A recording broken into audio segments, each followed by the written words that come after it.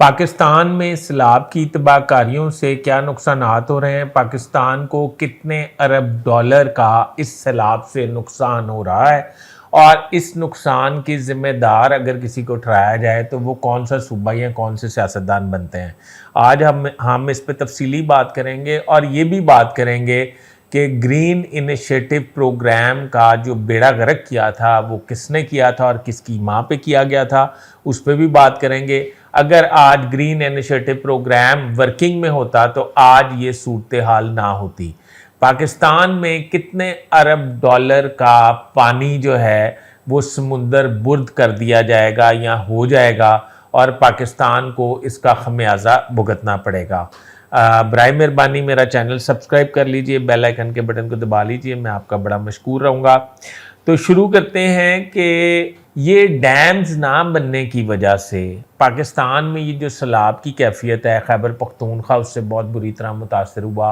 अब पंजाब मुतासर हो गया है, इवन के पंजाब का दिल लाहौर जो है वो भी मुतासर हो गया है और लोगों के घरों में पानी आना शुरू हो गया है। बल्कि जिस वक्त मैं ये व्लॉग कर रहा था उस वक्त लाहौर जो है वो ज़ेरे आब आ गया था। तो पूरा लाहौर नहीं, मैं कुछ इलाकों की बात कर रहा हूँ। अच्छा, 1 मिलियन एकड़ फुट पानी जो है इसकी इकोनॉमिक वैल्यू जो है वो 1 अरब डॉलर होती है। यानी कि कितना? 1 मिलियन एकड़ फुट पानी की इकोनॉमिक वैल्यू 1 अरब डॉलर होती है।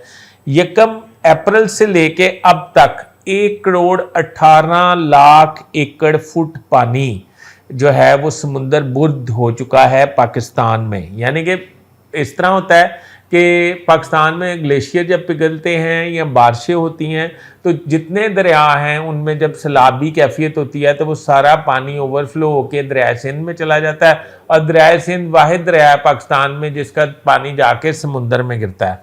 तो ये जो दरिया समुंदर में गिरता है, इस तरह पानी जो है वो ज़ाया हो जाता है।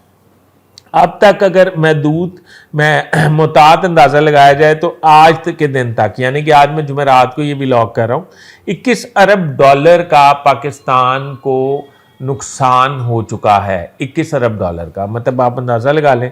अब दूसरी बात, अगर हम अब बात करें पॉलिटिकली थोड़ी, तो वो डैम वाली सरकार, साबिक चीफ जस्टिस मियाँ साकिब निसार साहब, उनका आज कोई अता पता ही नहीं है। उन्होंने डैम बनाने थे, उन्होंने 16 अरब रुपया कलेक्शन की थी, उन्होंने FBR को अहकामात दिए, उन्होंने तमाम महकमों को अहकामात दिए कि अगर कोई डैम फंड में पैसे जमा करवाएगा तो आपने उससे सोर्स नहीं पूछना, सोर्स ऑफ इनकम नहीं पूछना। और उन्होंने जो केसेस उनकी अदालतों में ज़ेर इल्तवा थे उन्हें भी ये कहना शुरू कर दिया, जो कि गैर कानूनी था, कि आप डैम फंड में पैसे जमा कराएं। आपको पता है वो मशहूर डिज़ाइनर जिनका ताल्लुक फ्रांस से है, रियाज भट्टी, उन्हें भी ये गिला था कि वो मेरे एक वो पाकिस्तान में लाहौर में एक निजी हॉस्पिटल है, उसमें उन्होंने कहा था कि मेरा केस चल रहा था तो उन्होंने कहा इतने पैसे आप जमा कराएं तो मैं आपका केस हक में कर देता हूँ। बहरहाल कहने का मकसद ये है कि आने वाले वक्त में, अब उस वक्त डैम वाली सरकार उस वक्त ये बातें बूतें करके फरार हो गई। अब मेरा ख्याल है शायद वो इंग्लैंड में होंगे या पता नहीं पाकिस्तान में, मुझे एग्जैक्टली उनकी लोकेशन नहीं पता। पर वो 16 अरब रुपए पे भी एक सवाल है कि वो 16 अरब रुपया कहाँ गया और वो 16 अरब का डैम वाली सरकार ने क्या किया। अगर वो किसी हुकूमती मशीनरी में लगाया गया या तो उसका जवाब देना चाहिए उन्हें बाकायदा तौर पर।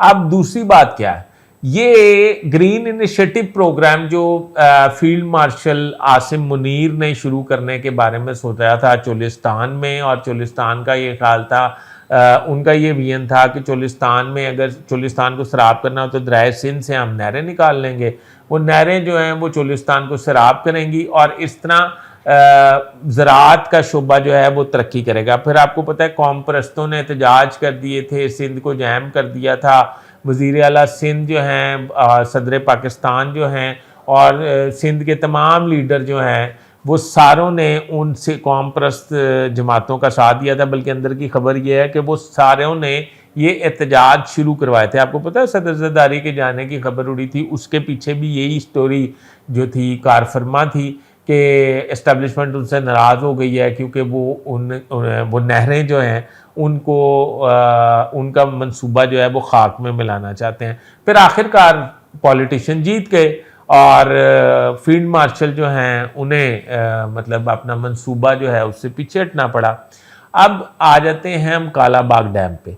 कालाबाग डैम जो इस वक्त फिजिकली तौर पे पंजाब और खैबर पख्तूनख्वा की बॉर्डर पे है। अब वो कालाबाग डैम जब वो आज तक किस वजह से नहीं बन सका, मैं यही समझता रहा कि खैबर पख्तूनख्वा के लोगों की वजह से नहीं बन सका, और खैबर पख्तूनख्वा के लोग कहते हैं कि डैम से पानी आएगा और खैबर पख्तूनख्वा जो है वो डूब जाएगा। मुझे पता ये चला कि खैबर पख्तूनख्वा भी सिंध के सियासतदानों की वजह से नहीं बन सका। उनका ये ख्याल था कि 1 लाख एकड़ अराजी है जो हम सराब करते हैं दरियाए सिंध के पानी से, वो अराजी जो है अगर दरियाए सिंध का पानी ओवरफ्लो होके डैम में चला जाएगा तो वो 1 लाख अराजी जो है वो बंजर हो जाएगी, खुश्क हो जाएगी, उसे पानी मिलना बंद हो जाएगा। तो अगर पानी मिलना बंद हो गया तो सिंध का बहुत बड़ा नुकसान हो जाएगा, सिंध में फसलें नहीं मिलेंगी, सिंध में कैद पड़ जाएगा। अब ये सारी मालूमात पे आप खुद मुझे बताएं कि पाकिस्तान इस वक्त कहाँ पे खड़ा है और पाकिस्तान माशी तौर पे कितना पीछे आया है, इसमें कौन से सियासतदान कसूरवार हैं, और इसमें सैयद आसिम मुनीर ने जो इनिशिएटिव दिया था उसको नाकाम करने में कौन कौन से सियासतदान नुमाया हैं।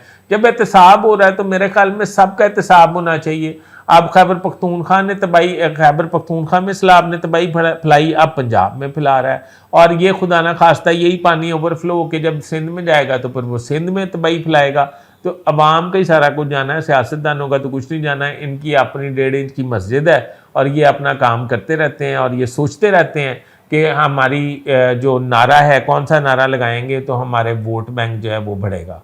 तो अभी तक के लिए इतना ही। अपने होस्ट फैसल अदीस भट्ट को इजाज़त दीजिए। अल्लाह हाफिज़।